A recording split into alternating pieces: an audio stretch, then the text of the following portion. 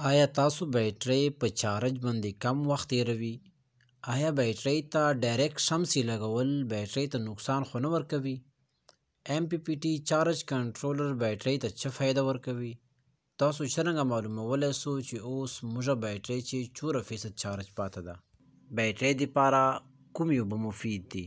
د بیټرۍ هغه کوم تدابیر دي چې که هغه موږ خپل کړو نو موږ بیټرۍ به چارج باندې ډیر وخت تیروي او بیټرۍ به له ډیرو ستونزو نه بچ سي. دا ټول معلومات تاسو سره په نننۍ ویډیو کې شریکوم. په دې ویډیو کې ټول معلومات د بجلی تجربه کار خلکو او سرچ نه بعد ما لاسته راغلي دي. زه د ویډیو یو څو ویوز دپاره دا ویډیو نه جوړوم بلکې په دې ویډیو کې ډیر معلومات او تجربات چې تاسو د غټ نقصان نه بچ کولی سي. اول خو چې کله تاسو دکاندار نه یوه نوې بیټرۍ اخلو نو د پوینټ په ډیر خیال ساتو چې کله یو دکاندار تاسو ته بیټرۍ وارنټي کارت درکوي نو تاسو د کارت تصدیق ضرور کوو چې آیا دا کارت د بیټرۍ اصل ده او که نه چېرته د بلې بیټرۍ ده. آیا دکاندار تاسو ته دوکه خو نه درکوي؟ آیا دکاندار تاسو ته د بلې بیټرۍ وارنټي کارت خو نه درکوي چې هغه بیټرۍ اول نه په دکان چې اکسپایر پرته وي او تاسو یې خالي په وارنټي کارت خوښیږو؟ په دې طریقه تاسو د بیټرۍ اصل وارنټي کارت او وارنټي معلومولی سو چې آیا دا بیټرۍ اصل وارنټي کارت دی او که نه. چې کوم مینوفیکچر کوډ په وارنټي کارت لیکلی وي هغه کوډ به د بیټرۍ په پورته حصې هم لیکلی وي. که چیرې دا دواړه کوډونه په دواړو شیانو یعنی په بیټرۍ او وارنټي کارت دا کوډونه یو وي نو دا وارنټي کارت به د بیټرۍ اصل وارنټي کارت وي. دې مینوفیکچر کوډ نه د کمپنۍ اصل مینوفیکچر ډیټ هم معلومیږي. یعنی تاسو دې کوډ نه دا معلومولی سو چې بیټرۍ کمپنۍ چې په کوم تاریخ جوړه سوې ده همدغه تاریخ نه د بیټرۍ اصل وارنټي هم شروع کیږي چې اکثر د بیټریو وارنټي په دکان چې تیره سوې وي. ځکه خو بعضې بیټرۍ د 6 میاشتو یا 7 میاشتو بعد مکمل طور پر باندې ختم سي.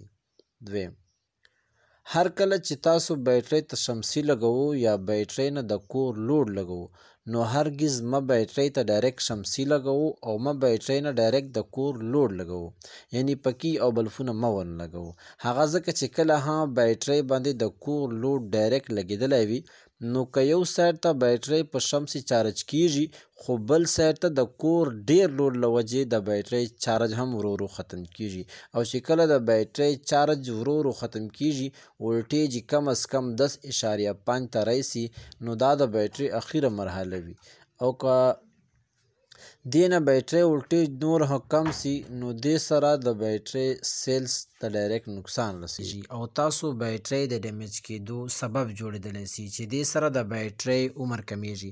نو هر کله چې تاسو بیټرۍ نه شمسي لګوو یا د کور لوډ ونه لګوو نو په مین چې د سولر MPPT یا PWM چارج کنټرولر ضرور لګوو چې دې سره به تاسو ته دا فایدې حاصلیږي. اوله فایده خو باید دا وي چې کله بیټرۍ تسه سي یعنی د بیټرۍ ولټیج 10.5 اخیرو مرحلو ته رسي نو دا کنټرولر به اتوماتیک بیټرۍ نه شمسي کنیکشن ډسکنیکټ کی او تاسو د کور لوډ به ډایرکټ مناسب ولټیج سره شمسي نه روان کی. دویمه فایده باید دا وي چې کله تاسو بیټرۍ فول سي یعنی بیټرۍ ولټیج 12 وولټ 12 وولټونه زیات سي نو دا کنټرولر به اتوماتیک شمسي کنیکشن ورنه ډسکنیکټ کی او تاسو بیټرۍ به د اور ولټیج نه محفوظه کی. دریمه فایده باید دا وي چې بیټرۍ سیلونه به محفوظ وي د هغو ټایمینګ به ډیر وي. که چیرې تاسو بیټرۍ ته UPS سولر انورټر یا سولر کنټرولر لګېدلی وي نو بیا خو ستاسو بیټرۍ د کم ولټیج خاص خطره نسته. هغه ځکه چې که بیټرۍ باندې د کور لوډ چوره هم وي خو چې که بیټرۍ چارج په ختمېدو وي نو UPS یا انورټر اتوماتیک آف سي او بیټرۍ د لو یعنی کم ولټیج نه بچ کی. خو که تاسو بیټرۍ سره دا مذکوره شیان نه وي او بیټرۍ نه مو ډایرکټ د کور DC لوډ لګولی وي نو تاسو ته به د بیټرۍ اخیرې مرحلې یعنی د کم ولټیج پته څرنګه لګیږي چې تاسو بیټرۍ چې چارج کم ده او د کور DC لوډ ورنه بند کول کېدل پکار دي. نو تاسو ته پکار وي چې د بیټرۍ د پاسه یو DC وولټ میټر ولګوو نو هغه به تاسو ته د DC وولټیج رهنمایي کوي او تاسو ته به د بیټرۍ وولټیج ظاهروي. اوس که په وولټ میټر وولټیج 1200 نه ډیر وي نو دې نه به دا مراد وي چې تاسو بیټرۍ فول ده، تاسو بیټرۍ نه شمسي یا چارجر بند کو. او که کله وولټیج 10.5 یعنی 10 نه کم وي نو تاسو بیټرۍ بیخي تسه ده، تاسو بیټرۍ نه د کور ډي سي لوډ بند کو. بیټرۍ ته چوره او څو ورځو بعد د بیټرۍ اوبه راچول پکار دي. د دې دارومدار د بیټرۍ په استعمال وي. که چیرې د بیټرۍ استعمال غلط وي مراد تاسو بیټرۍ ته زیات چارج ورکوو یا مو په بیټرۍ دوره لوډ لګولی وي چې د بیټرۍ وولټیج هر وخت کم وي نو په دې دواړو صورتونو سره بیټرۍ په کم وخت کې ډېرې اوبه څښي. او که چیرې تاسو د بیټرۍ استعمال صحیح وي نو په میاشت یو یا 2 ځل د اوبو ضرورت پیښیږي. اوس موږ د بیټرۍ اوبه په کوم لیول وساتو او کومې اوبه بیټرۍ دپاره مناسبې او مفید دي.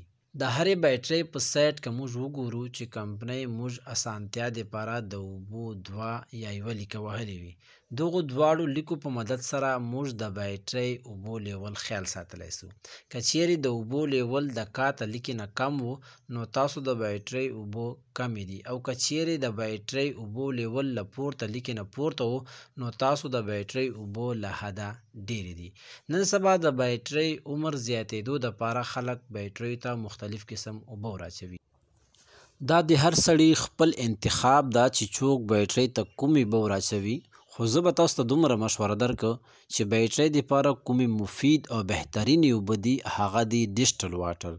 هغه ځکه چې ډیجیټل واټر که موږ چېرته ټیسټ واخلو د ټي ډي ایس په میټر سره نو د هغو اوبو ټیسټ چې کوم مقدار ده هغه 0 راځي، جبکې که دې په مقابلې چې موږ د نورو اوبو ریزلټ واخلو چې کومې د باران اوبه دي یا ایر کنډیشن اوبه دي یا د نلکې اوبه دي نو د هغو اوبو چې کوم ریزلټ دا د ټي ډي ایس مقدار نو هغه 600 او 700 چې راځي، جبکې بیټرۍ دپاره چې کومې مفید او بهترینې بلکې شی اوبه پکار دي هغه اوبه پکار دي چې کومې اوبو چې د ټي ډي ایس مقدار کم وي.